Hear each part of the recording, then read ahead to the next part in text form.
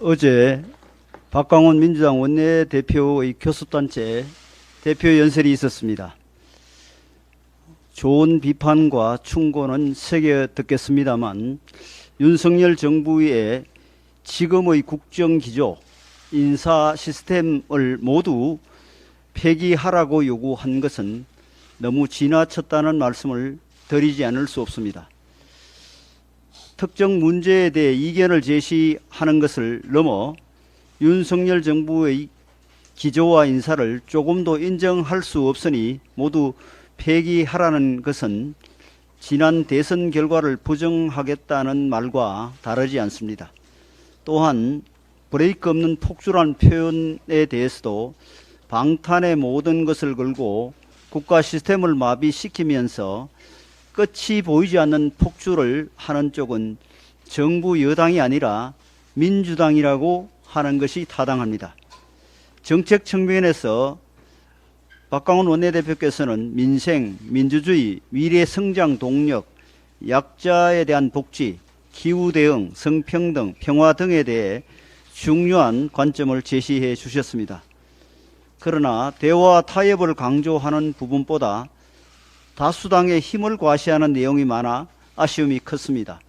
예를 들어 방송법과 노란봉투법은 여야뿐만 아니라 국민 사이에서도 첨예하게 입장이 갈리고 있습니다. 이런 쟁점 법안에 대해 반대하는 국민의 목소리에 귀를 닫고 반드시 통과시키겠다는 의지만을 강조한 것은 결코 협치를 추구하는 자세는 아닌 것 같습니다. 내년 예산 총 지출 증가율을 6% 이상으로 재조정하지 않으면 정부 예산안을 정상심사할 수 없다고 하시면서 별도로 야당의 예산안을 만들겠다고 선언한 것은 국정운영의 기초 원리를 전면 부정하는 놀라운 발언이었습니다.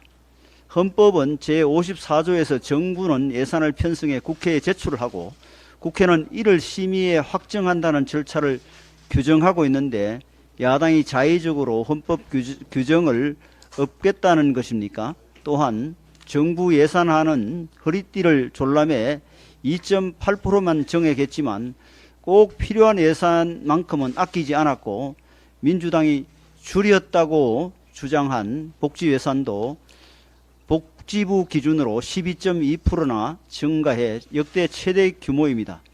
작년 예산 심의 때 민주당의 주장에 여당이 많은 양보를 해서 정부 예산안이 대폭 수정되었고 이에 대해 대통령께서 이례적으로 유감을 밝힐 정도였는데 올해 또다시 6% 증가율을 밀어붙이겠다는 것은 다수당의 행포입니다.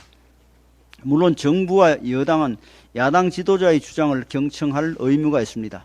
그러나 어제 박광원 원내대표 연설에는 당 내부 사정 때문인지 과도한 대결주의의 소산이라고 볼 수밖에 없는 주장이 많았습니다. 상대를 꺾고야 말겠다는 끈모를 적대감과 극단 대치는 우리 민주주의를 공멸의 길로 이끌 것입니다. 21대 국회 내에 이어진 입법 폭주, 방탄 국회에 대한 반성의 목소리가 없었던 것도 국민의 뜻을 감안할 때 아쉬웠습니다.